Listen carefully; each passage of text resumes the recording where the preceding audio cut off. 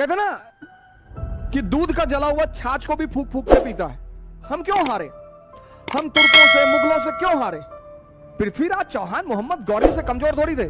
आदर्शवाद सिर्फ उस आदमी के सामने काम आता है जो आपके बराबर का आदर्शवादी।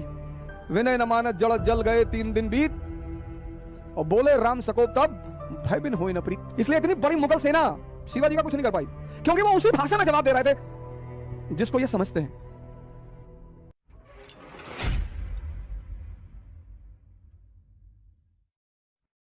एक बात याद रखने वाली है कि इस दुश्मन ने हम पर छुपकर हमला किया। कहते ना कि दूध का जला हुआ छाछ को भी फूक फूक के पीता है। पहली वेव आई, हमने उसे हैंडल किया, हमने अपने आप को संभाला, हमने अपने आप को बचाया। पहली वेव तो निकल गई। दूसरी वेव ने हम पर धोखे से हमला किया। एक्चुअली भारत के लोग इतने निर्भीक, इतने निडर हैं कि वो छोटी मोटी चीजों को बहुत ज्यादा लोड नहीं लेते। लेकिन वही चीज कभी कभी हम क्यों हारे? हम तुर्कों से मुगलों से क्यों हारे? क्योंकि ये जो सेंट्रल एशिया के लोग हैं, सेंट्रल एशिया, इनकी जो नीति है वो यही है, छुपकर हमला करने की। पृथ्वीराज चौहान मोहम्मद गौरी से कमजोर थोड़ी थे। राणा प्रताप बाबर से, राणा सांगा बाबर से कमजोर थोड़ी थे।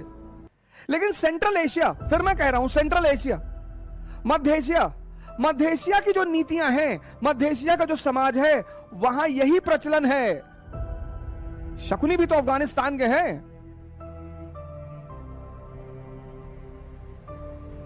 इस देश की जो रीति है, इस देश की जो रीति है, रीति राजपूती रीति, भारत की जो रीति है, किसी का हथियार गिर गई, हमने उस पर हथियार नहीं चलाया।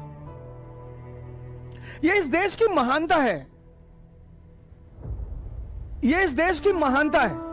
लेकिन आदर्शवाद सिर्फ उस आदमी के सामने काम आता है जो आपके बराबर का आदर्शवादी है। आदर्शवाद दुर्योधन के सामने नहीं लगाया जा सकता। आदर्शवाद दुर्योधन जैसे लोगों के सामने नहीं लगाया जा सकता। आपका झगड़ा है भीम से, आपका झगड़ा है युधिष्ठिर से, आप उनसे लड़िए। आपके घर की स्त्री, आपके घर की स्त्री, आपके घर की, और आप उसकी साड़ी उतार रहे हैं। सिर्फ यही एक मुद्दा काफी है दुर्योधन और उसके साथ खड़े हुए लोगों को किसी भी तरह से मारे जाने को सपोर्ट करना। बस यही एक आधार काफी है। तुम इतने बदतमीज हो। हमने कृष्ण से कुछ नहीं सीखा, हमने राम से कुछ नहीं सीखा। राम कौन सा पिस्टल लेके सबको मारते घूम रहे, हाथ जोड़ रहे हैं समंदर को। राम समंदर को हाथ जोड़ रहे हैं, भगवान है, इसीलिए भगवान है ना। समंदर सामने पड़ गया। लक्ष्मण जी थोड़ा सा है पूर्वांचल टाइप के, वो है, उनके अंदर अदा है पूर्वांचल वाली। कह रहे भैया आप बाहुबली हैं, आप हाथ जोड़ रहे हैं इसको।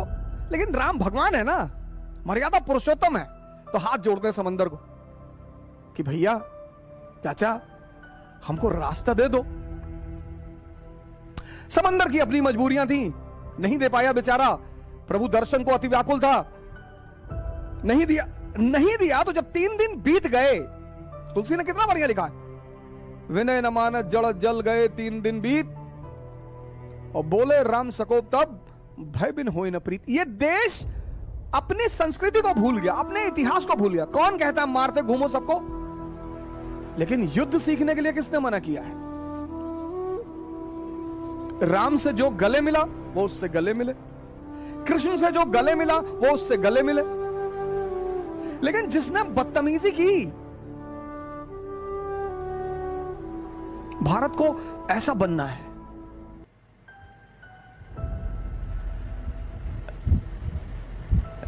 एक आदमी पूरे मध्यकाल के इतिहास में एक आदमी है जो इनकी मध्य एशियाई नीति को समझता है, और वो है शिवाजी।